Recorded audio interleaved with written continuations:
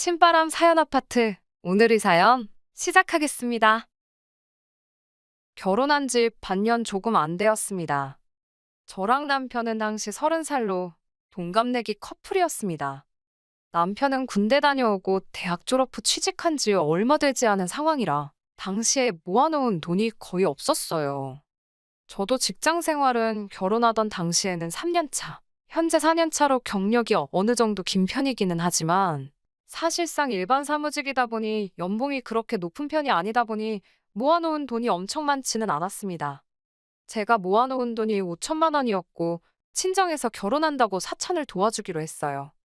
그래서 제가 9천을 해가게 되었고 남편의 경우에는 모아놓은 돈이 따로 하나도 없었지만 시댁에서 1억을 해주기로 했습니다.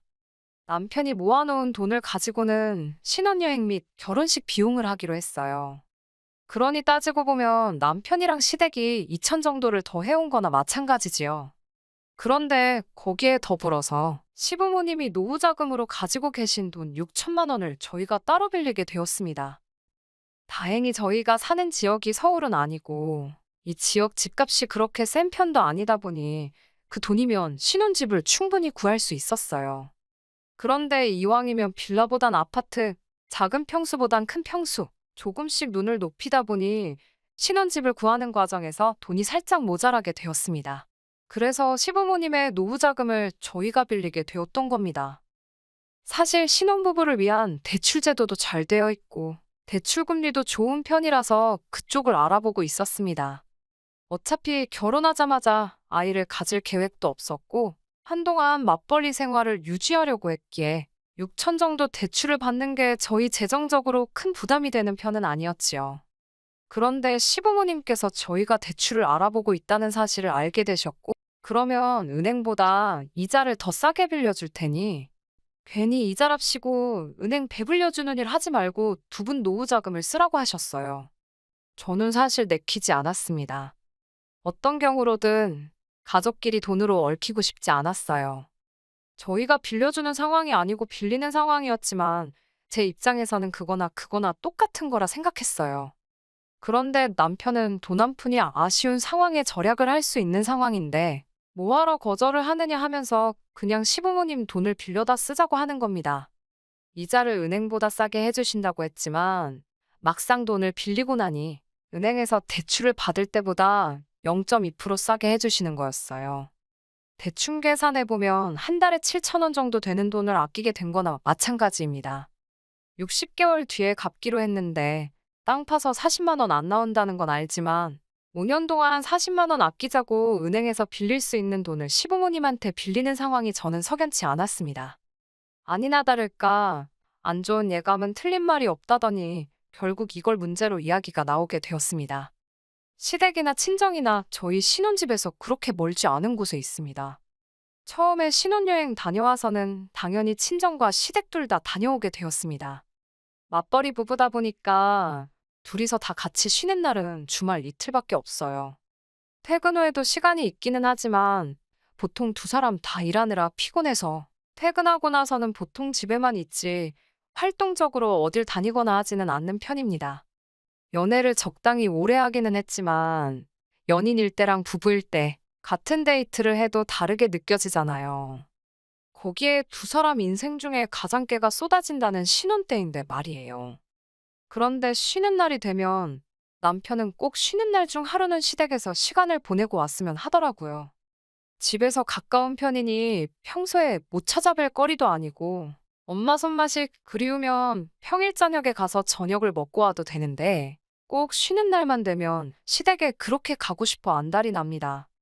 그렇다고 또 친정에 가는 걸 좋아하는 건 아니에요. 신혼여행 다녀오고 얼마 뒤부터 시댁에 거의 매주마다 가자는 식으로 나오기 시작했는데 처음에는 저도 별말 없이 잘 따라갔습니다.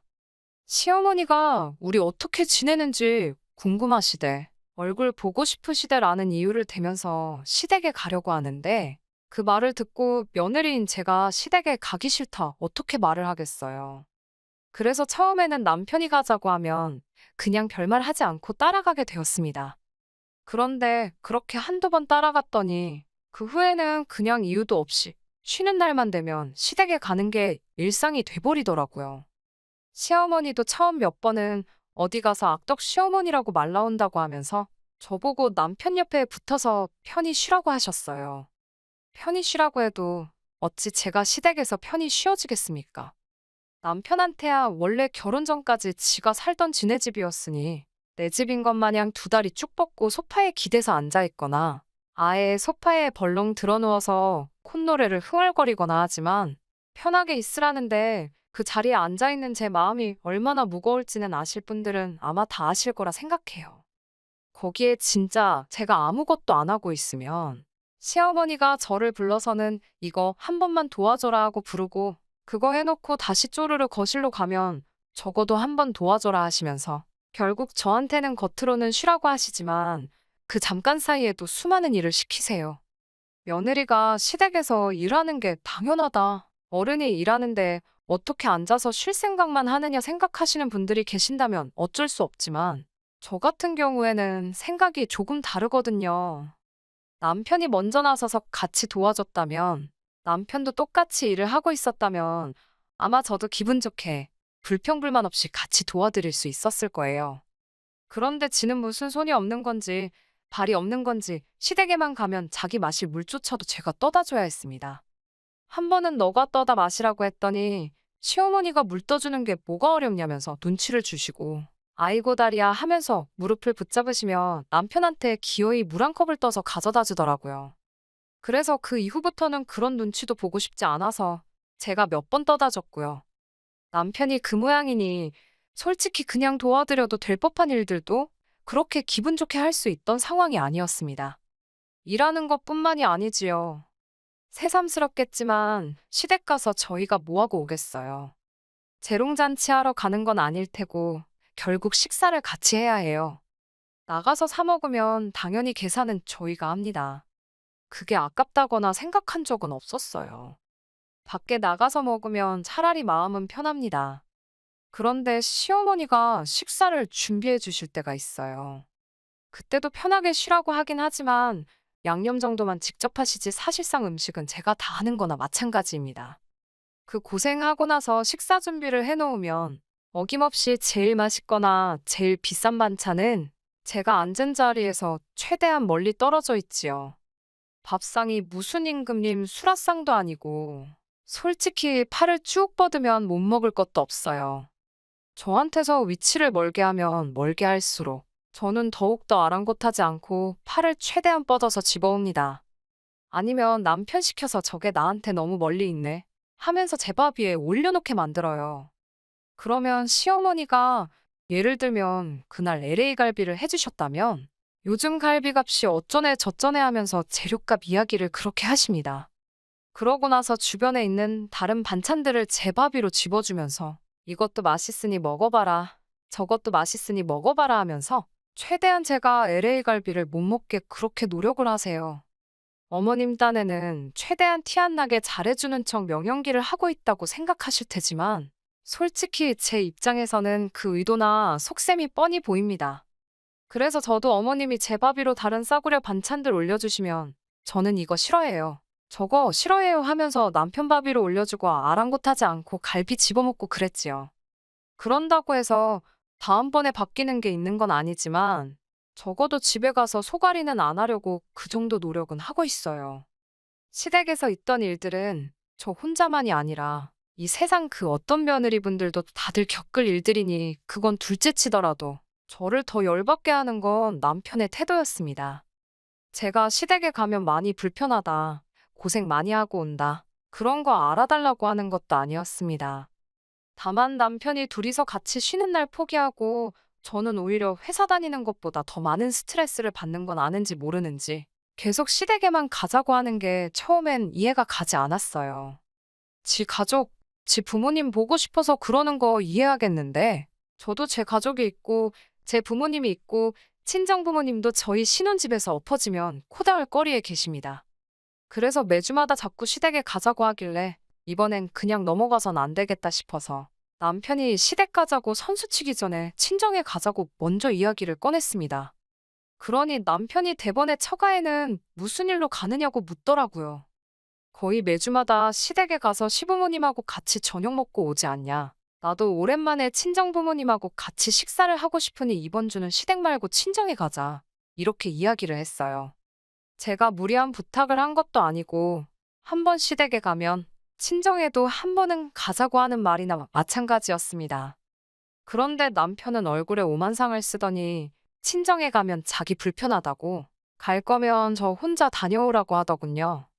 여태까지 시댁 다닐 때는 가기 싫다는데도 몸 말도 안 되는 이유를 대면서 저를 데려가 놓고선 막상 친정에 가자니까 오만상 얼굴을 찌푸리며 불편해서 싫다고 하니 어이가 없었습니다.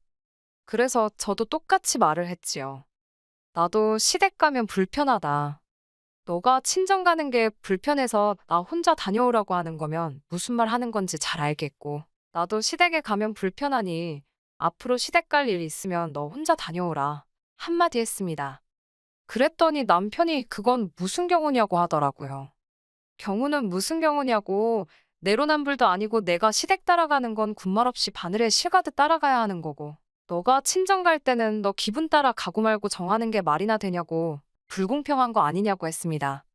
그러니까 남편은 그 상황을 가지고 원래 그런 거라고 하더라고요. TV를 봐도 어디를 봐도 남편이 마누라가 친정에 가면 마누라 친정 갔다고 좋아하는 장면은 있어도 남편이 시댁에 가면 여자들이 남편 시댁 가서 너무 좋다고 하는 장면 본 적이 없지 않냐고 하는 겁니다. 말인즉슨 친정에는 여자가 혼자 가는 게 맞는 거고, 시댁에 갈 때는 당연히 며느리인 제가 남편과 같이 가야 하는 게 맞다고 하는 거예요. 그게 무슨 말도 안 되는 소리냐고. 어깃장 부리지 말고 제대로 된 이유를 대라니까 진짜. 세상에서 가장 어이없는 말 같지도 않은 걸 이유라고 대면서 지금 제가 공평 불공평을 자기 앞에서 외칠 상황이 아니라고 하더라고요. 무슨 근거로 그런 생각을 하고 있느냐고 했더니 저희 결혼할 때 결혼자금 이야기를 하는 겁니다. 우리 부모님, 그러니까 시부모님 아니었으면 지금 우리 이 집에다가 살림이나 차렸겠냐는 어이없는 소리를 하는 겁니다. 여태껏 연애했던 기간과 결혼 생활 통틀어서 했던 말 중에 제일 어이없는 소리였어요. 얼마나 어이가 없었으면 콧방귀조차 안 나오더라니까요. 어머님 아버님이 그 돈을 그냥 해주셨냐고 따졌습니다. 당장 두 분도 요즘 상황에 어디 투자하는 거보다 우리한테 이자 받는 게 더 이득이니까 그 돈을 해주신 거 아니겠냐 했지요. 혹시 은행에서 대출받아도 되는 돈을 해주시는 것 때문에 내가 매주 시댁에 가서 가사노동도 해야 되고, 사위가 친정은 대접도 안 하고 코빼기도 안 비추게 내버려둬야 하는 거냐고. 그러면 당장에 은행 가서 대출을 받아올 테니 시부모님한테 그 돈 돌려드리라 했습니다. 5년 동안 40만 원 아끼자고 그러기엔 내 시간도 아깝고, 내가 스트레스 받아서 골병 들고 주름 하나씩 생기는 거 생각하면 돈이 아끼는 게 아니라고요. 5년 동안 내가 한 달에 10,000원씩 해서 시부모님한테 돈 따로 보내줄 테니까 앞으로 나는 시댁에서 시어머니 일하는 거 도와주고 그러기는커녕 그냥 앞으로 시댁의 발길을 따로 안 하겠다 했습니다. 그리고 다시 한번 당장에 은행부터 가서 일주일 내로 시부모님하고 금전관계 청산해 놓으라고 했어요. 사실 여기서 남편이 조금 수그리고 들어왔으면 그냥 사소한 부부싸움 한 거로 치고 그냥 넘어갔을 거예요. 말이야 그렇게 했지만 솔직히 저렇게 돈 갚아버리고 하면 제가 시부모님한테 불만이 잔뜩 있다고 광고하는 거나 마찬가지잖아요. 사실상 싸우게 된 이유도 제가 시댁에 가는 게 싫다는 게 아니라 시댁에만 너무 신경 쓰지 말고 시댁만 가지 말고 처가도 같이 가자. 친정 부모님도 시부모 챙기듯 신경 좀 써달라. 이것 때문에 발생한 거나 마찬가지니까요. 그래서 일을 더 크게 만들고 싶지도 않았고 적당히 남편 참교육해주고 결혼 생활이라는 게 지네 집에만 잘해서 되는 게 아니다 하는 것만 알려주고 싶었어요. 그 뒤에 시댁에 가든 친정에 더 자주 가든 그건 그 나중의 일이고 짚고 넘어갈 건 짚고 넘어가자는 뜻이었으니까요. 그런데 남편은 뭘 그 상황에서 아득바득 이겨먹어야겠는지 말 잘했다고 하면서 결혼자금 이야기를 꺼내버리는 겁니다. 솔직히 시부모님이 1억을 도와주기는 했는데 남편이 모아놓은 돈이라고는 1,000만 원도 안 돼서 결혼식 비용하고 신혼여행 다녀오고 나니 남는 것도 없었거든요. 지가 모아놓은 돈은 한 푼도 안 들어가는 거나 마찬가지였는데 큰 소리를 치면서 내가 1,000만 원을 더 했네, 네가 덜 했네 따지고 계산하더라고요. 실제로 제가 해온 게 친정부모님 돈 합해서 9천 정도였으니 남편 말이 틀리지는 않았고 여전히 시댁하고 남편 쪽에서 1,000만 원 더 해온 게 맞지요. 방금 전까지는 시댁에서 빌린 돈도 해온 거라고 우겼지만 그걸 빼고서라도 여전히 자기 쪽에서 해온 돈이 더 많으니 제가 시댁 눈치를 봐야 한다고 끝까지 지 고집을 부리면서 한마디를 안 지려고 하더라고요. 제가 연애할 때 제 눈치 많이 보면서 제 기분 맞추려고 그렇게 노력하던 사람하고 같은 사람인가 싶었습니다. 결혼하고 나서 저렇게 180도 바뀌어서 가족들밖에 모르는 사람이 될 거면 왜 대체 결혼을 하려고 하는가 했는데 지금 와서 생각해보니 그 이유를 알겠더라고요. 결혼도 하지 않고 가족 품에서 살면 매일같이 같이 사랑하는 가족들 품에서 살 수 있는 게 중요한 게 아닌 거죠. 저런 사람들 심리가 내가 하기 싫은 효도를 대신해줄 사람이 생긴 거나 마찬가지라고 생각하는 겁니다. 매일같이 한 집에 지내기엔 자기가 신경 쓰거나 해야 할 일이 너무 많아서 싫지만 결혼해서 나가 살면 자기가 하기 귀찮던 신경 써야 할 일들을 마누라한테 다 시켜버리면 되는 거니 결혼하는 거 아니겠나요? 아무튼 남편이 고작 1,000만 원 가지고 제가 평생을 시댁 눈치 보면서 살아야 한다는 식으로 나오길래 저도 더 이상 그걸 참고 지내기는 싫어서 그냥 그 길로 짐 싸서 친정으로 갔습니다. 어차피 친정 혼자 가라고 했는데 어디 한번 진짜 친정에 가면 어떻게 되나 보자 하는 심정이었지요. 친정에 짐 싸들고 가니 친정 부모님께서도 무슨 일이 일어난 걸 눈치채고는 좌초지종을 물어보셨습니다. 저딴 남편을 감싸주자고 다른 말을 지어내기도 싫어서 그냥 가감없이 다 이야기해버렸어요. 친정 부모님도 굉장히 어이없어 하셨고 그 길로 남편을 소환했습니다. 남편도 제가 가자면 저 혼자 가라고 하지만 그래도 장인 장모님이라고 부르니까 오더라고요. 아니면 제가 열받은 거 보고 분위기 살피러 온 걸 수도 있고요. 아무튼 남편이 도착하자마자 저희 부모님이 남편 앞에 앉혀놓고 통장 하나 던져주시더군요. 그 통장에 있는 돈으로 시부모님한테 빌린 돈 갚고 1,000만 원 더 해줬던 것도 돌려드리라 하시더라고요. 고작 1,000만 원 더 해온 거 가지고 우리 딸 평생 눈치 보고 살게 만들 생각이면 그 돈 다 해줄 테니 앞으로 자네가 우리 집 와서 평생 눈치 보고 살라고 하시더라고요. 남편이 통장에 찍혀있는 액수를 보고 몸만 베베 꼬면서 아무 말도 못하고 있는 걸 보니 속이 후련했습니다. 그런데 또 고작 시댁 몇 번 안 가겠다고 이러는 것도 싫고 돈 얼마 가지고 어느 한 집에 눈치를 봐야 한다 이러는 것도 웃긴 것 같더라고요. 더 좋은 해결 방법이 있었는데 말입니다. 남편이 들고 있는 통장 낚아채 가지고 그럴 필요 없다고 한마디 해줬습니다. 그리고 그냥 그 길로 시부모님한테 가서 돈을 더 빌리던 신혼집을 팔아버리던 간에 결혼할 때 우리 집에서 들어간 돈 9,000만 원 다시 준비해오라고 했어요. 그리고 이혼하겠다고요. 돈 얼마 때문에 이미 남편과 남편 집구석이 어떤 사상을 가지고 있는지 그 밑바닥까지 다 보고 온 것 같은데 뭘 저희가 모자라게 했던 돈까지 메꿔가면서 상황을 바꿀 노력이나 할 필요나 있나 싶더라고요. 이렇게 살아봐야 앞으로 돈돈돈거리면서 그걸 가지고 안 봐도 될 더러운 꼴 보면서 살게 될 게 뻔한데 뭐가 좋다고 계속 붙어서 그 꼴을 보고 있어야겠나 싶었습니다. 차라리 더 늦기 전에 재빠르게 이혼해버리면 저는 저대로 눈치도 안 보고 남편이 자기 하기 싫은 효도 저한테 떠넘기는 꼴 안 봐도 되잖아요. 거기에 남편은 남편대로 그렇게 보고 싶은 부모님 찾아뵙기 위해 주말까지 기다릴 필요도 없이 한 집에서 같이 살면서 매일같이 엄마가 해주는 밥에 좋아하는 반찬 먹으면서 지낼 수 있는데 결혼해서 못 볼 꼴 보면서 참아가며 같이 사는 것보다 하루라도 빨리 이혼하는 게 서로한테 더 좋은 거 아니겠냐고 했지요. 그러니 남편이 어버버거리면서 자기 장인 장모님 눈치 보다가 이대로 있으면 안 되겠나 싶었는지 아주 이마로 바닥을 뚫어버릴 기세로 죄송합니다. 제가 잘하겠습니다 하고 석고대죄를 시작하는 거 아니겠어요? 친정 부모님이 그런 남편 모습 보고 용서해줘라 그런 말은 안 하시고 저만 쓱 쳐다보셨어요. 아마 저보고 제가 스스로 결정을 내리라고 하시는 것 같았습니다. 그래서 남편한테 2번은 없다고 말하고 그냥 이혼하자고 했어요. 한 번 용서해줄 수도 있는 일일 수도 있지만 이미 반년도 안 되는 짧은 결혼 시간 동안 1,000만 원 더하고 돈 빌려준 걸 가지고 저희 집이 무슨 평생에 걸쳐서 갚아야 할 은혜를 입은 거나 마찬가지인 것처럼 생각했고 행동했다는 걸 보면 기회를 준다고 해서 바뀔 집구석이 아니란 걸 깨달았기 때문입니다. 그 뒤로 시부모님까지 나서가지고 자기는 그렇게 생각해 본 적 없다고, 나한테는 소중한 며느리고 딸보다 더 아껴졌다고 하시는데, 그건 사실 부처님밖에 모르는 일 아니겠어요? 밥 먹을 때만 봐도 남편만 대놓고 맛있는 거 먹게 해주려고 하셨는데, 그 집 구석 딸보다 더 아껴주셨다고 하기엔 가장 치사한 게 먹는 걸로 사람 차별하는 거라던데, 말이 앞뒤가 안 맞는 소리나 마찬가지였습니다. 결국 남편과는 합의점을 찾을 필요도 없이 그냥 그렇게 결혼 반년 만에 이혼하게 되었습니다. 애써 참고 살바해야 차라리 이혼하는 게 훨씬 좋은 것 같아요. 요즘 금리가 엄청 올랐다고 하는데 그 뉴스를 보면 또 금리 오른 거 가지고 얼마나 생색을 냈을까? 혹시나 금리 올랐다고 이자도 더 받아야 한다 어깃장을 부리지 않았을까? 그런 생각이 드네요. 반년 만에 이혼하게 돼서 사실 주변에서 수군거리는 거 들어야 했고 눈치를 봐야 했지만 그거 길어봐야 한 달도 안 돼서 다 사라지더라고요. 세상 사람들이 생각보다 남의 일에 크게 관심이 없는 것 같더라고요.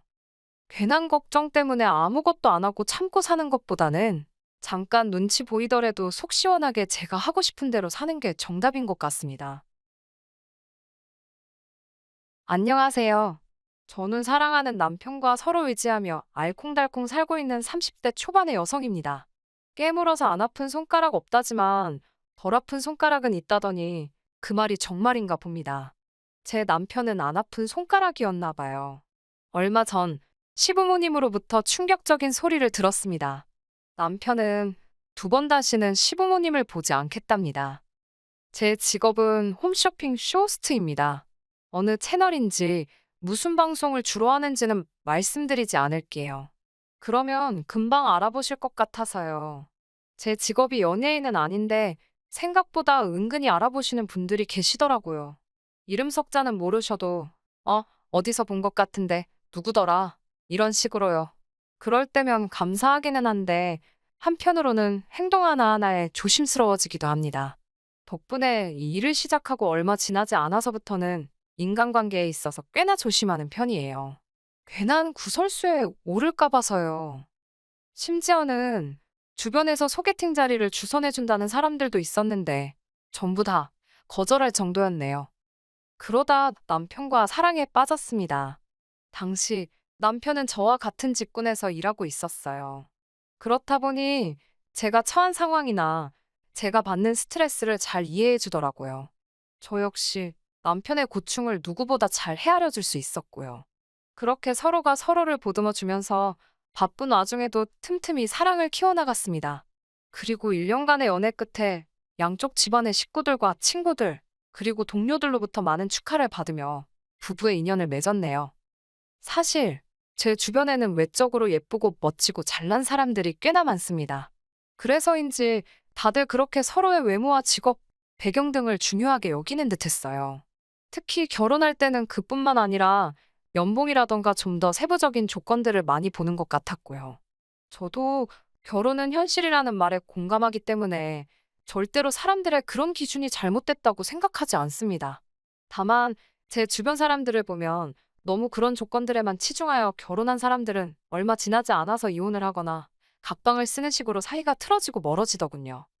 그래서 저는 결혼 전부터 그런 조건보다는 사람의 됨됨이를 봐야겠다고 생각했어요.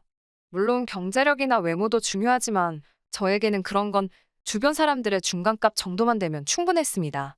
그런 의미에서 다정하고 섬세하고 남을 배려해주는 성품의 소유자인 남편이 제가 찾던 바로 그 사람이었어요. 하지만 결혼 생활을 해보니까 배우자의 됨됨이만으로 해결되지 않는 부분이 있더라고요.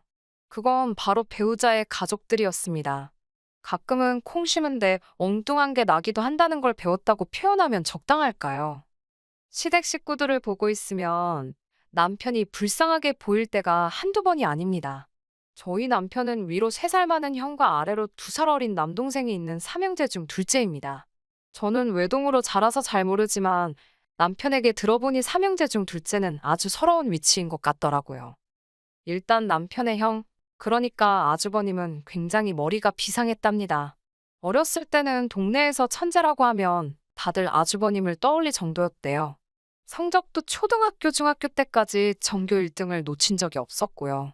하지만 과학고등학교라고 전국에서 똑똑하다는 애들이 다 모인 곳에 가니까 맥을 못 추더래요. 심지어 졸업할 무렵에는 거의 꼴등이나 다름없었다나 봐요. 대학은 그래도 기본으로 하던 게 있으니 서울에 있는 학교를 가긴 했지만 본인도 자존심이 어지간히 상했을 거고 시부모님은 그런 맏아들이 안타까워 죽으려고 하시고 남편은 당시 산업 디자인을 전공하고 싶었지만 어머님 아버님이 형님한테 속된 말로 몰빵을 한 탓에 돈이 없다 하시더래요. 결국 남편은 아르바이트와 장학금 그리고 여의치 않을 때는 휴학을 해가며 간신히 학교를 마칠 수 있었답니다. 뿐만 아니라 2살 어린 동생, 그러니까 도련님은 어려서부터 운동에 소질이 있었대요. 시부모님께서는 그런 도련님을 훗날 국가대표 축구선수로 키우시겠다고 지극정성으로 공을 들이기 시작하셨고요. 그리고 개인적으로 남편에게 들은 이야기 중 이 부분이 가장 서러웠는데요. 어머님이 도련님 체력 길러주신다며 매일같이 집에서 소고기 수육을 삶으셨답니다. 소고기가 없으면 장어, 장어가 없으면 문어, 하지만 남편은 거의 먹어본 적이 없다더군요. 남편이 어린 마음에 몇 번 왜 자기는 안 주냐고 투정을 부렸었는데 어머님이 너가 뭘 잘한다고 이런 걸 먹냐고 그러시더래요. 어린 마음에 어머님의 그 말이 마치 날카로운 얼음 송곳이 되어 가슴을 후벼 파는 것 같았답니다. 제가 더 이 이야기를 듣고서 속상했던 이유는 실제로 보시면 아시겠지만 도련님과 남편이 키 차이가 10cm 가까이 나거든요. 남편도 작은 키는 아니지만 그때 같이 먹이셨으면 좀 좋냐고요. 제 남편만 그렇게 서럽게 컸다는 사실을 알게 됐을 땐 정말 제가 당한 일인 것 마냥 속상하더라고요. 하지만 이게 전부가 아닙니다. 앞으로 제가 들려드릴 이야기에 비하면 정말 이건 아무것도 아니에요. 결혼식을 올릴 때만 해도 솔직히 어머님께서 아들 삼형제를 똑같이 잘해주시는지 누구는 더 예뻐하고 누구는 더 미워하는지 제가 알 턱이 없었습니다. 다 같이 모여본 적이 없거든요. 일단 아주버님의 경우 이렇게 표현하는 게 적절한지 모르겠지만 제가 보기엔 자포자기한 사람처럼 살고 있습니다.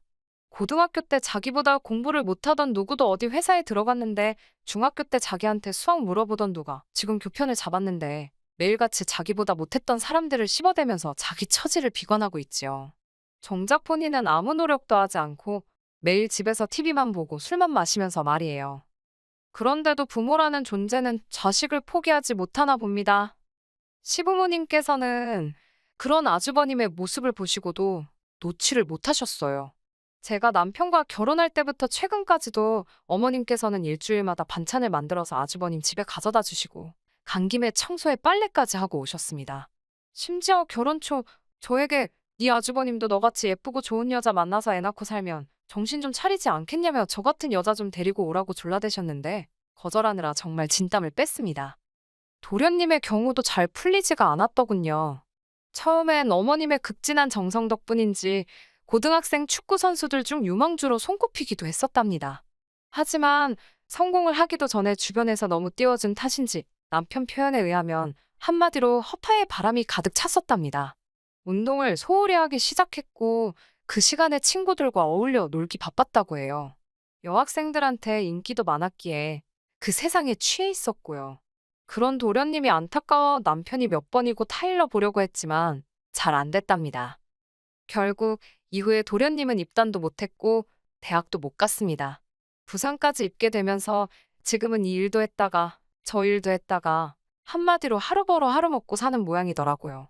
그러다 한 번씩 시부모님이나 저희 남편한테 전화해서 용돈 달라 그러고 제가 어머님이라면 말이에요. 물론 잘 안 풀린 두 아들도 안타깝겠지만 그 와중에 혼자라도 잘 커준 둘째 아들, 그러니까 제 남편이 너무너무 기특할 것 같거든요. 그런데 어머님은 그렇게 생각을 안 하시는 눈치였습니다.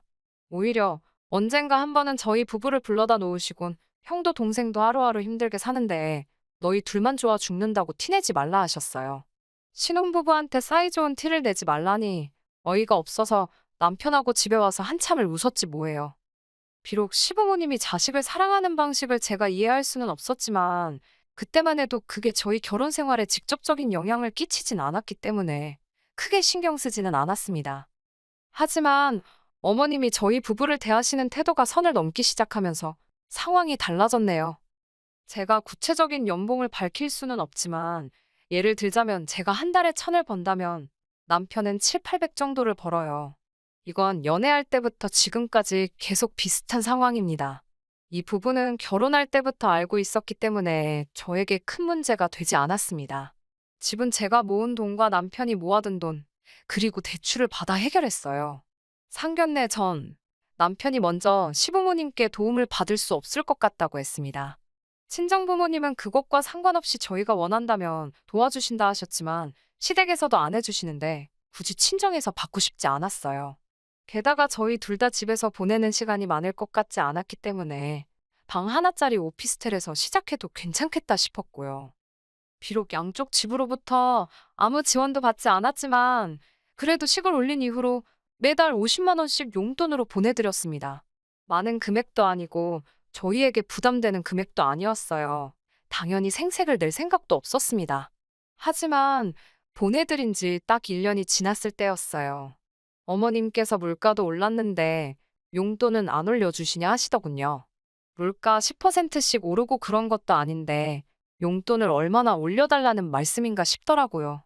애들 장난도 아니고 1, 2만 원 올려달라고 하신 소리는 아니셨을 테니까요.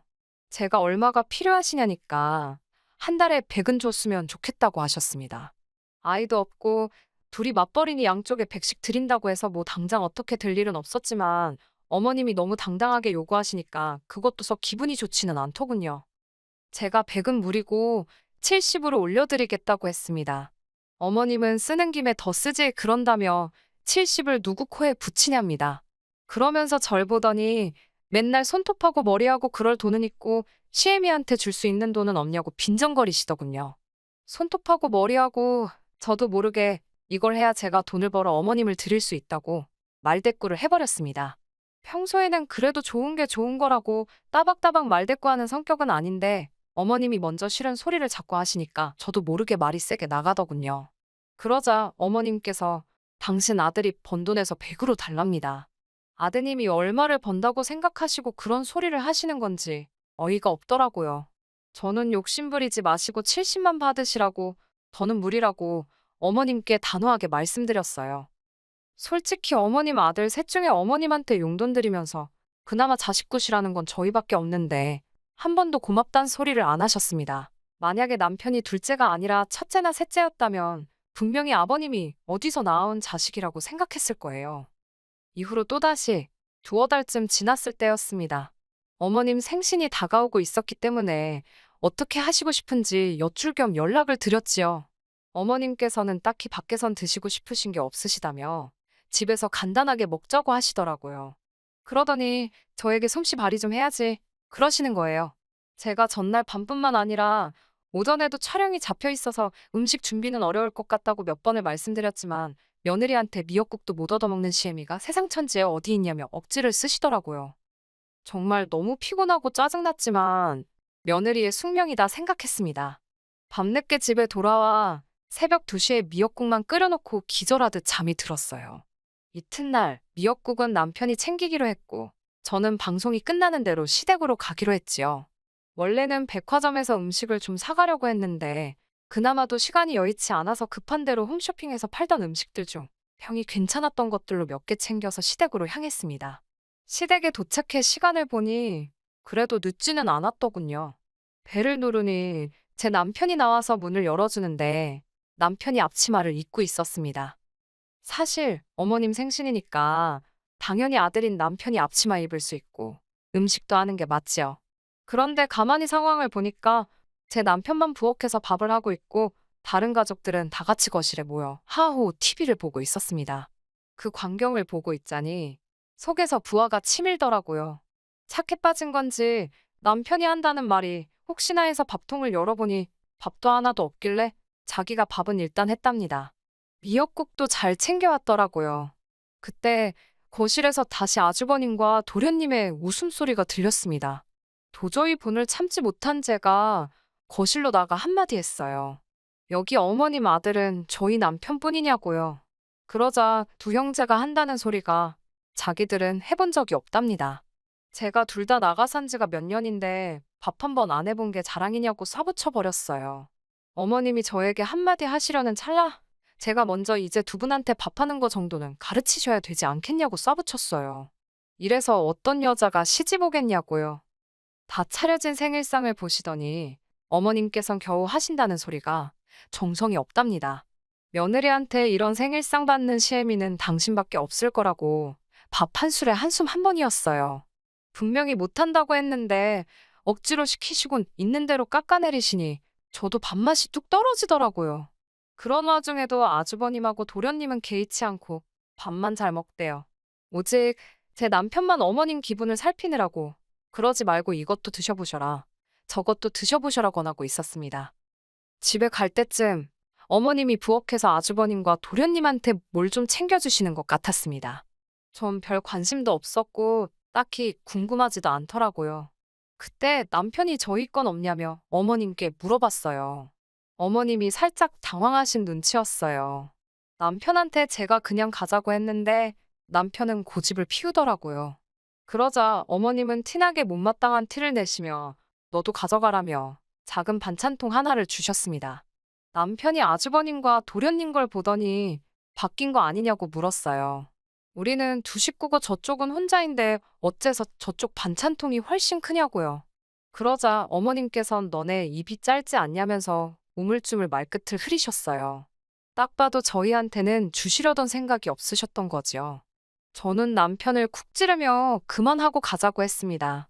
남편 표정이 영 좋지 않았어요. 집으로 돌아와 어머님이 챙겨주신 반찬통을 열었습니다. 저도 남편도 솔직히 너무 실망하고 말았어요. 차라리 안 가져오느니만 못한 상황이었거든요. 드시던 거였어요. 하얀 콩나물이었는데 어떻게 드신 건지 한쪽에만 벌겋게 고추장 같은 게 묻어 있더라고요. 누가 봐도 이건 통째로 열어놓고 드시던 반찬통이었습니다. 저보다도 남편이 먼저 열받은 티가 확 나더라고요. 어찌나 표정이 살벌하던지 제가 다 무서울 지경이었습니다. 저도 모르게 어머님이 착각하시고 잘못 주신 것 같다고 어머님을 두둔하게 될 정도로요. 그리고 이튿날 남편은 평소보다 훨씬 이른 아침에 지난밤 시댁에서 가져온 문제의 반찬통을 가지고 집을 나섰습니다.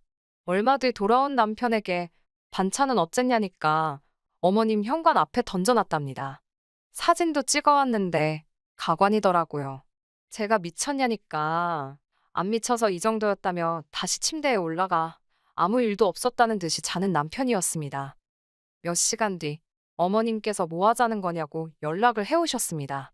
이미 관리사무소에서 남편이 그런 걸 다 확인한 참이라며 왜 그런 짓을 했냐고 물으시더군요. 저는 반찬통이 드시던 거던데 왜 그런 걸 주셨냐고 단도직입적으로 물었습니다. 어머님께선 미안하다는 말은커녕 준다고 안 했는데 갑자기 달라니까 그런 걸 주셨답니다. 아무렇지도 않다는 듯 말씀하시는 어머님 반응에 저도 좀 충격을 받았습니다. 그 이후로 한 3~4달 동안 어머님께 종종 연락이 왔지만 남편도 저도 거의 받지 않았어요. 받아봤자 좋은 소리 들을 것 같지도 않았고 무엇보다 남편이 원하지 않았거든요.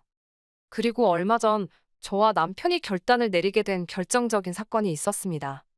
아버님께서 당신이 사시는 집이 전세 계약이 끝났는데 그 건으로 저희와 긴히 상의할 것이 있다며 저희를 집으로 부르셨습니다.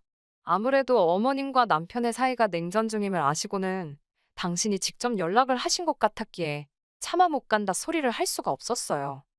어머님 아버님이 사시는 집은 20평대 아파트로 서울 외곽에 위치하고 있었습니다. 그렇다고 시부모님이 아예 돈이 없으신 분들은 아니고 제가 알기로는 지방 어디에 땅을 제법 가지고 있다 들었습니다. 다만 그쪽에 개발 호재라던가 뭐 그럴듯한 소위 뉴스거리가 전혀 없어서 굳이 팔 이유도 살 이유도 없는 그런 땅이었어요. 그래도 어머님 아버님은 언젠가 좋은 소식이 있을 거라고 믿고 계셨지만요. 아무튼 어머님께선 평생을 지겹게 자식들 뒷바라지만 하면서 이 코딱지만한 집구석에서 살았더니 이제는 이 꼴이 나신다면서 최소한 방 4개는 있는 큰 집으로 이사를 가고 싶다고 하셨습니다.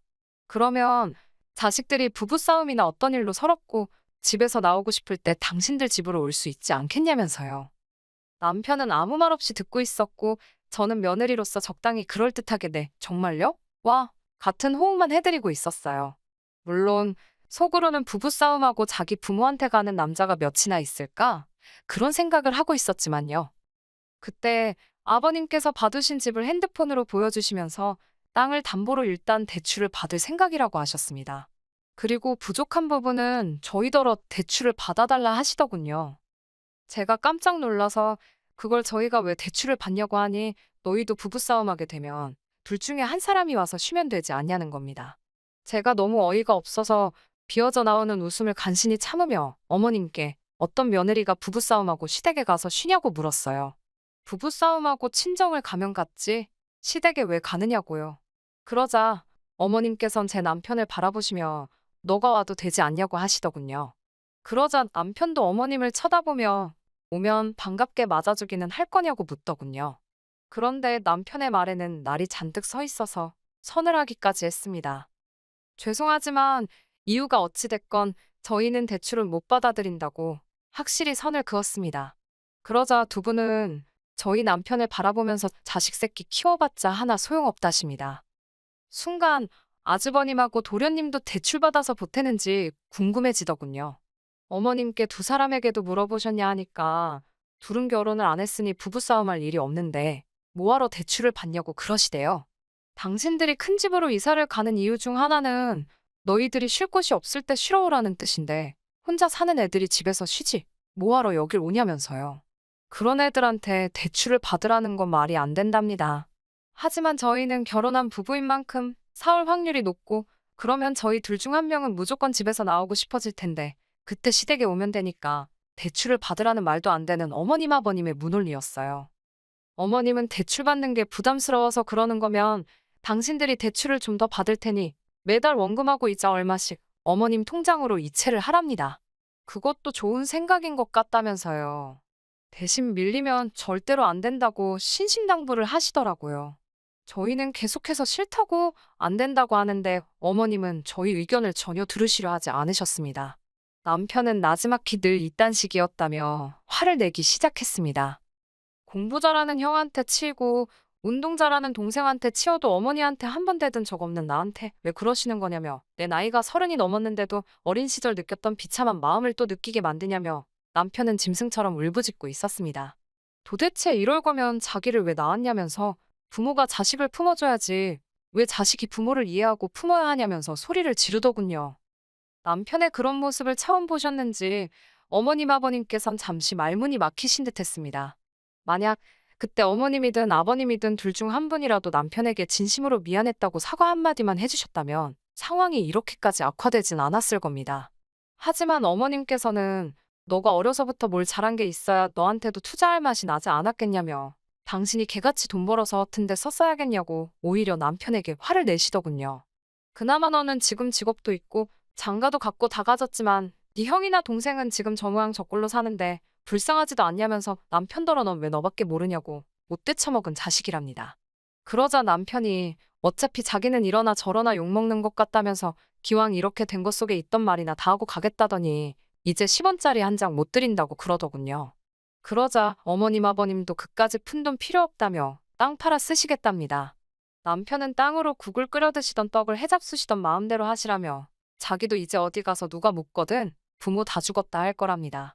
어머님 아버님도 자식 하나 죽은 셈치라대요. 남편 입에서 그토록 모진 소리가 나올 줄은 상상도 못했습니다. 남편은 덧붙이기를 행여나 제 와이프한테 연락해서 허튼 소리 하시거나 귀찮게 하지 마시라고. 그러면 그땐 형이나 동생한테도 제가 어떻게 나갈지 모르겠다며 살벌하게 경고를 날리더군요. 그제서야 아버님은 아들 자식이 머리통이 커지더니 부모한테 못하는 소리가 없다며 화를 내시면서도 어머님께 빨리 애한테 미안하다 소리 안 하고 뭐하냐며 소리를 지르셨어요. 하지만 어머님은 여전히 고개를 빳빳이 드시고는 당신은 최선을 다해서 자식을 키웠을 뿐이랍니다. 가능성이 없어서 투자를 안 했을 뿐이라며 저희더러 집값 안 오를 것 같은데 그 집 사는 멍청이도 있냐고 그러시더군요. 정말이지 제 어머님이지만 어떻게 자식을 집에다 비교할 생각을 하실 수 있는 건지. 남편도 차라리 잘 됐다며 멍청한 형 동생 때문에 맞이도 아니고 받은 것도 없이 자랐는데 혼자 효자 노릇 다 뒤집어 쓰는 줄 알고 걱정이 많았답니다. 그런데 이제 어머님 덕분에 마음 편하게 그런 책임감을 떨굴 수 있게 된 것 같다며 감사하다고 하대요. 그러면서 두 번 다시 연락하지 말라고 아주 못을 박았습니다. 저희 둘은 그날 이후로 지금까지 시부모님과 연락하지 않고 있습니다. 처음 며칠은 제가 그런 것도 아닌데 마음이 어찌나 불편하던지요. 그럴 때마다 남편은 그 어느 때보다 마음이 홀가분하고 편하다며 이게 다 제 덕분이랍니다. 부모한테도 못 받아본 무조건적인 지지와 사랑을 저에게서 받는다면서 매일 저를 보고 고맙다고 하네요. 부모 자식 사이는 하늘에서 내려준 인연이라 쉽게 끊을 수 없다는 말 들어보셨지요. 저도 그 말이 맞다고 생각합니다. 세월이 얼마나 걸릴지는 모르겠지만 언젠가 시부모님이 남편의 마음을 이해해 줄 날이 왔으면 좋겠습니다. 남편 가슴에 남은 응어리는 꼭 시부모님께서 풀어주셨으면 좋겠네요. 그리고 이건 궁금하실까봐 덧붙이는데 시부모님께선 땅을 내놓으셨답니다. 그런데 당신들이 알고 있던 시세보다 더 똥값으로 떨어져서 팔아도 재미는커녕 허탈감만 느끼시게 생긴 모양이에요. 그리고 저희가 드리는 용돈이 끊기면서 그동안 아주버님과 도련님한테 해다 주시던 반찬도 끊어진 것 같더라고요. 지금은 말 잘 듣는 며느리 보시겠다며 베트남 쪽 알아보고 다니신다는데 저도 두 분이 도대체 무슨 생각을 하고 사시는지 모르겠네요. 쓰잘데기 없는 관심은 치우고 남편이랑 저 단둘이 즐겁게 살겠습니다. 안녕하세요. 30대 초반의 여성입니다. 이기적인 시어머니와 우유부단한 남편 때문에 얼마 전 이혼했습니다. 지인이 저에게 그러더군요. 손바닥도 마주쳐야 소리가 나는 법인데 정말 시댁만 잘못해서 이혼을 했겠냐고요. 그 소리를 들으니 어찌나 억울하던지. 그래서 여기 푸념하러 왔습니다. 저에게는 쌍둥이 여동생이 있습니다. 8분 차이로 태어났어요. 저에게는 최고의 친구이자 하나뿐인 영원한 반쪽이나 마찬가지인 존재이지요. 어려서는 워낙 서로 붙어 다녀서 저희를 딱풀이라고 부르는 사람들도 있었을 정도입니다. 게다가 유치원부터 대학에 들어가기 전까지 모든 학교를 같이 다녔으니 각 학교에 저희가 모르는 학생들은 있어도 저희를 모르는 학생들은 없었을 정도였어요. 저희가 워낙 비슷한 외모를 가지고 있다 보니 성격도 비슷할 거라고 생각하는 사람들이 많았습니다. 하지만 저는 좋은 게 좋은 거라고 매사 둥글게 넘어가길 좋아하는 반면 동생은 뭐든지 시시비비를 가려야 하고 할 말은 해야 하는 성격이었습니다. 서로 성격이 달랐기 때문인지 학교에 진학한 이후로는 저는 주로 독서나 연극 감상 같은 동아리 활동을 즐긴 반면 동생은 치어리더부라던가 댄스 동아리 같은 활동을 좋아했지요. 이건 여담이지만 동생이 활동하던 동아리들은 항상 군기잡기가 장난이 아니었어요. 한 번은 댄스 동아리 부원들이 절 동생으로 오해하곤 제가 자기들 인사를 무시했다고 절 가만두지 않겠다며 교실로 쫓아왔던 적도 있습니다. 나중에야 오해라는 걸 알고 사과를 해오긴 했지만 정말 무서웠답니다. 20살이 되면서 저와 동생은 완전히 다른 길을 걷게 되었습니다. 고등학교 졸업 후 다른 학생들과 마찬가지로 평범한 대학 생활을 시작한 저와 달리 동생은 연예인이 되겠다며 작은 소속사의 연습생으로 들어갔거든요. 이후로는 저는 저대로 대학 생활로 인해 바쁜 시간을 보내게 되었고 동생 역시 금방이라도 연예인이 되려고 저러나 싶을 만큼 거듭되는 연습에 치여 사는 눈치였어요. 같은 서울 하늘 아래 살면서도 한 달에 한 번 얼굴 보기도 어려울 만큼이요. 하지만 제가 대학을 졸업하고 회사에 들어갈 때까지도 동생은 데뷔를 하지 못했습니다.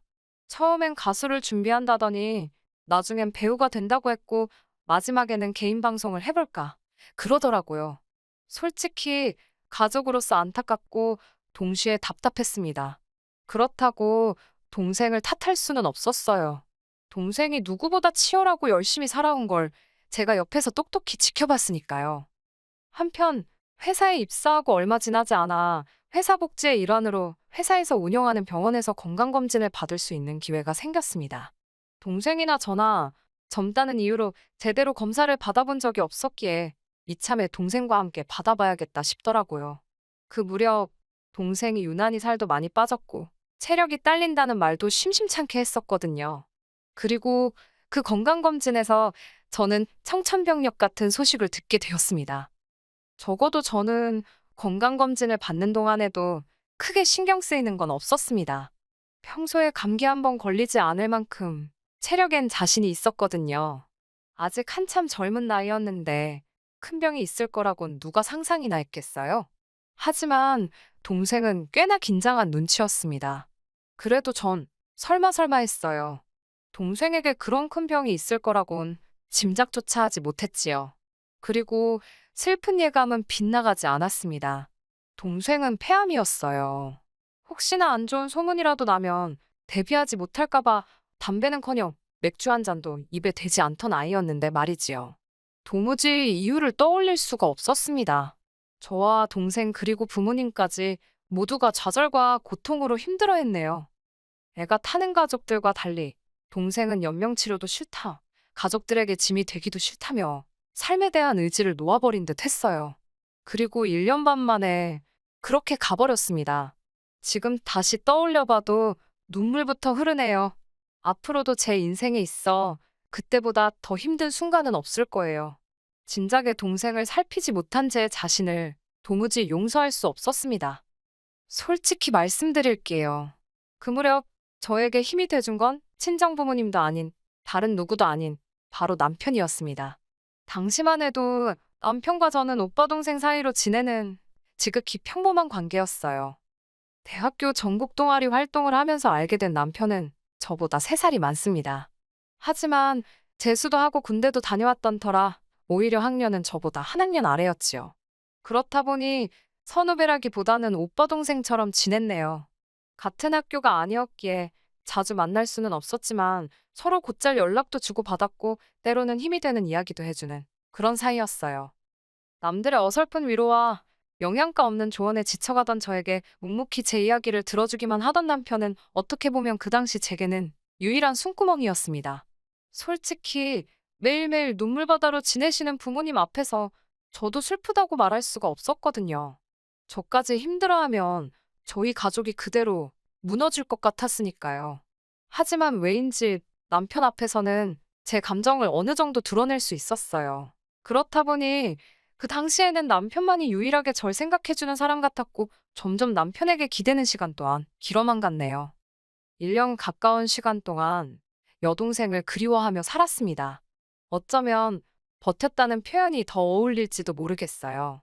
그리고 그 시간 동안 한결같이 제 곁에 있어주던 남편과 저는 자연스레 연인 사이가 되었습니다.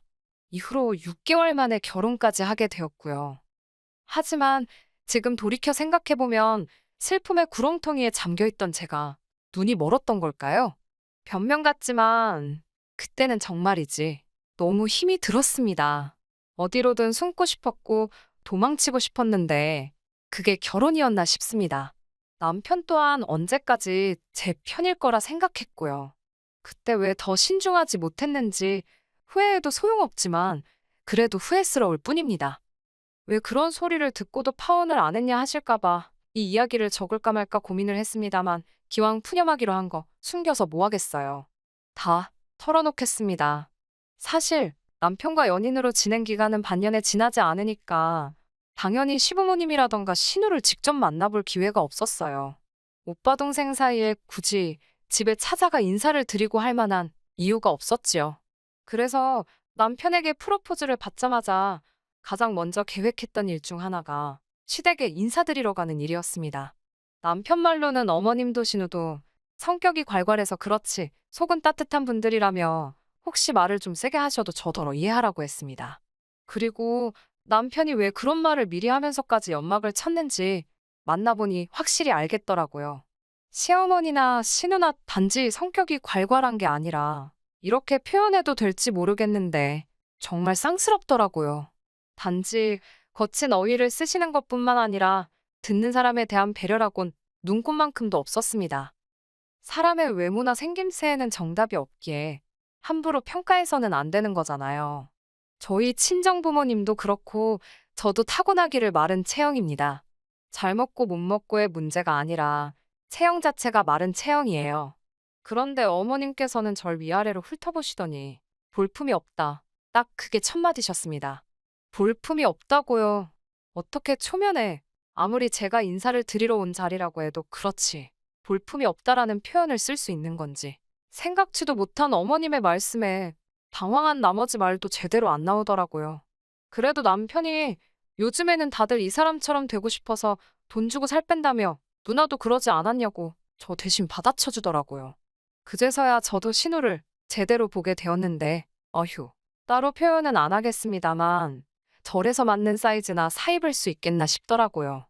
아무튼, 어머님께선 남편의 말을 들으시더니, 그래도 네 누나 정도는 돼야 애도 잘 낳고 건강하게 오래 산답니다.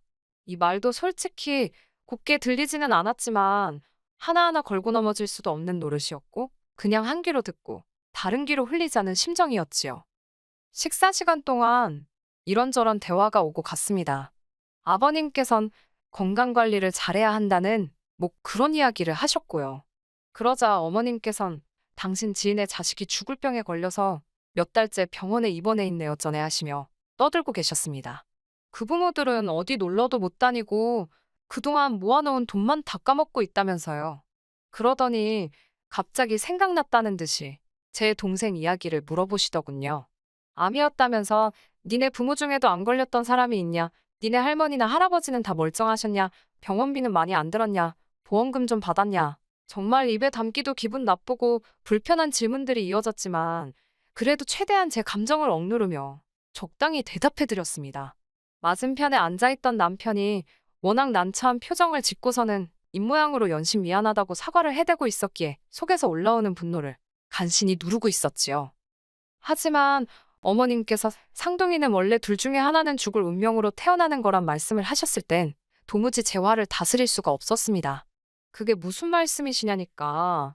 하나가 받아먹을 걸 애미 뱃속에서 둘이 나눠 먹으니 하나가 원래 부실할 수밖에 없다나요. 그래서 원래 쌍둥이 중 하나는 뱃속에서 죽거나 아니면 나와서 죽는 게 운명이랍니다. 그리고는 한다는 말씀이 그래도 네 동생은 오래 버텼다야 거진 30년은 살다 간 거 아니냐며 운이 좋았다네요. 정말 얼마나 화가 나던지 온몸이 부들부들 떨리고 당장이라도 심장은 입 밖으로 튀어나올 것만 같았습니다. 제가 먼저 가보겠다고 인사도 하는 둥 마는 둥 말씀드리고 그 집을 도망치듯 뛰쳐나왔어요. 나중에서야 어떻게 그런 말씀을 하시냐고 소리라도 지를 걸, 과일 먹던 상이라도 걷어차고 나올 걸. 별의별 생각이 다 들었지만 그 당시에는 제 스스로 제 감정을 어떻게 주체할 수가 없었습니다. 당연히 제대로 대응조차 할 수 없었지요. 곧이어 남편이 저를 쫓아나왔습니다. 사람들이 다 보는 아스팔트 바닥에서 남편이 무릎을 꿇더니 미안하다고 사과를 하더라고요. 자기가 어머님께 말 조심하시라고 몇 번을 당부드렸는데도 저 버릇을 못 고치신다면서 자기라도 나서서 막았어야 하는데 설마 싶어서 지켜만 보다 이렇게 되었다며 정말 미안하답니다. 지나가는 사람들이 수군거리며 남편과 저를 힐끔거렸어요. 남편이 사과를 할수록 왜인지 눈물이 하염없이 쏟아지더라고요. 이후로도 한 일주일 동안은 결혼이고 뭐고 못하겠다 싶었습니다. 남편은 전화와 문자로 몇 번이고 저에게 용서를 구했고 친정부모님께서도 교양 없는 여편네가 헛소리 짓거렸다 생각하고 넘어가랍니다. 남편 하는 걸 보니 한 번 더 기회를 줘도 될 것 같다면서요. 그렇게 하게 된 결혼입니다. 당연히 시댁에 대한 제 마음이 좋을 리 없었지요. 그래도 사람들이 말하는 며느리돌이 하고 살았습니다. 솔직한 제 심정으로는 며느리돌이나 많아 그까짓 거 진짜 개나 줘버리고 싶었지만 친정부모님 얼굴에 속된 말로 똥칠할까봐 했어요. 남편도 어머님의 막말 사건 이후로는 어머님이 행여나 저에게 말실수하시지 않도록 중간에서 그런대로 처신을 잘해주었고요. 하지만 결국 팔은 안으로 굽는다더니 그 말이 딱이었습니다. 당시 남편과 저는 회사에서 멀지 않은 곳에 위치한 아파트에서 전세살이를 하고 있었어요. 사실 결혼 준비를 할 때 남편 말로는 한 5천 정도는 도움을 받을 수 있다고 했습니다. 저희 친정에서도 그 정도의 돈이나 아니면 자동차를 사주시겠다 하신 상황이었고요. 외에도 남편이 모아둔 돈이 8천 정도 있었고 저도 7천 정도 준비되어 있었으니 넉넉하진 않아도 크게 부족함 없는 시작을 할 수 있겠구나 싶었지요. 하지만 청첩장까지 나오고 나서야 어머님께서는 신우는 아직 결혼도 못했는데 동생이 먼저 가는 것도 부족해 재산까지 다 털어먹어야겠냐며 저와 남편을 나무라셨어요. 남편은 남편대로 크게 스트레스를 받은 눈치였고 저는 치사하고 더럽다 싶었지요. 홧김에 친정부모님께도 안 도와주셔도 된다 하곤 그 길로 아파트 전세를 계약해버렸습니다. 그래서 얼떨결에 반반 결혼을 하게 되었네요. 그때는 진짜 어이없고 솔직히 속상했는데 지금은 참 다행이다 싶어요. 저랑 남편 사이에 얽힌 문제가 없다 보니까 막상 이혼을 하는데도 재산 분할이나 마나할 것도 없고 그냥 시간 문제더라고요. 아무튼 그렇게 남편과 저희 둘이 나름대로 생활을 꾸려가고 안정을 찾아가는 중이었습니다. 그런데 올봄 남편이 신우가 저희 아파트 라인으로 이사를 오기로 했다는 거예요. 왜? 왜 신우가 우리 아파트 라인으로 이사를 오냐고 물었습니다. 신우가 다니던 직장은 저나 남편이 다니던 직장과는 반대 방향에 위치하고 있었거든요. 그리고 시댁은 그 근처에 있었고요. 아무리 생각해봐도 신우가 갑자기 저희 아파트로 이사를 온다는 게 이해가 되질 않았습니다. 남편은 지나가는 말처럼 누나가 아프대 그러더군요. 제가 남편한테 이야기를 똑바로 하라고 지금 장난하는 거 아니라고 도대체 신우가 어디가 아픈데 우리 아파트로 이사를 오냐고 했습니다. 그러자 남편이 자기도 잘은 모른다면서 저더러 한다는 말이 저도 알다시피 어머님 아버님은 이제 이른을 바라보시는 나이 아니냐입니다. 어머님 아버님은 당신들의 건강 챙기기에도 바쁘신 분들 아니냐고요. 그런데 신우가 암에 걸렸답니다. 간암 2기라대요. 지금 당장이야 혼자서 병원도 다니고 뭐 생활하는데 큰 지장은 없겠지만 앞으로가 문제 아니겠냐며. 아무래도 어머님 아버님 곁에 있는 것보단 젊은 우리 곁에 있는 게 도움받기도 좋고 그럴 것 같아서 이쪽으로 이사를 오기로 했답니다. 제가 너무 어이가 없어서 누구 마음대로 누가 도와준다는 거냐고 따졌습니다. 그러자 남편이 말이 도움이라는 거지 해줄 것도 없답니다. 우리 먹을 반찬하고 그럴 때 누나 것도 조금만 더 해주면 좋고 누나가 차가 없으니까 어디 가고 그럴 때 저나 남편 중 시간 되는 사람이 태워다 주고 저더러 친언니다 생각하고 같이 카페도 다니고 그러랍니다. 가끔 청소 좀 도와주고요. 정말이지 그 정도면 된답니다.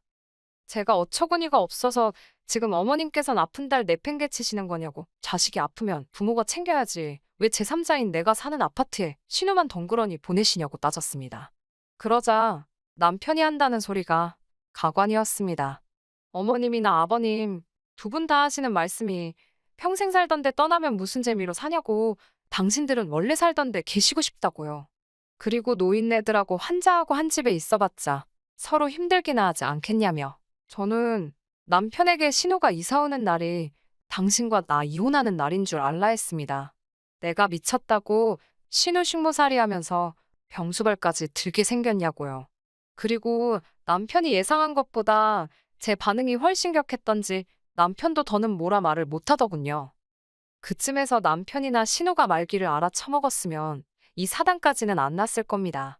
아니, 하다못해 어머님이라도 염치가 있으셨으면 이 지경은 안 되었을 거예요. 하지만 남편이 그새 어머님께 미주알고주알 일렀는지 이튿날부터 전화기에 불이 날 만큼 어머님께선 전화를 걸어오셨습니다. 요점은 어디 감히 여자가 먼저 이혼을 한 해 만에 소리를 하냐는 거였지요. 그리고 집에 데리고 살라는 것도 아닌데 그 아파트가 전부 다 네 거냐고 네가 뭔데 내 딸이 지발로 이사를 간다는데 못 오게 하냐입니다. 처음엔 듣고만 있었지만 나중엔 진짜 나를 뭘로 보고 이러시나 싶어서 저도 따박따박 떼들었어요. 이사 오는 저희가 눈에 빤히 보이는데 죄가 좋겠냐고요. 그러자 어머님께선 원래 시댁 식구가 아프면 며느리가 그런 수발 드는 거랍니다. 저더러 그런 것도 못 배우고 시집왔냐고 오히려 저를 이상한 사람 취급을 하시더군요.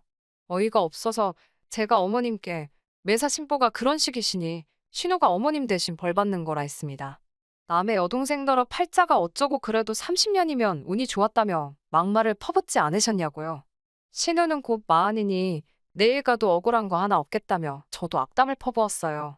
어머님께선 저더러 미친 엑스라며 어디 감히 그런 말을 입에 담냐고 제정신이냐고 악을 쓰셨습니다. 전 제가 다 잊고 사는 줄 알았는데 어머님이 그때 하신 말씀이 어지간히 제 가슴 깊이도 박혀 있었던 모양입니다. 신우가 아프다는데도 불쌍한 생각이 하나 안 들더라고요. 그리고 그날 저녁 남편과도 대판 싸우게 되었습니다. 남편은 다짜고짜 어머님한테 네가 한 말이 사실이냐며 어떻게 그런 소리를 할 수 있냐고 고래고래 소리를 질렀습니다. 어머님이 나한테 막말하실 때는 나한테 사과나 했지. 어머님껜 찍소리도 못 해놓고 지금은 나한테 악을 쓰는 그 모습이 참 낯설더라고요. 이런 인간 앞으로 믿고는 못 살겠다 싶었습니다. 그래서 이혼하자고 했어요. 아픈 신우, 네가 수발 들고 데리고 살라고요.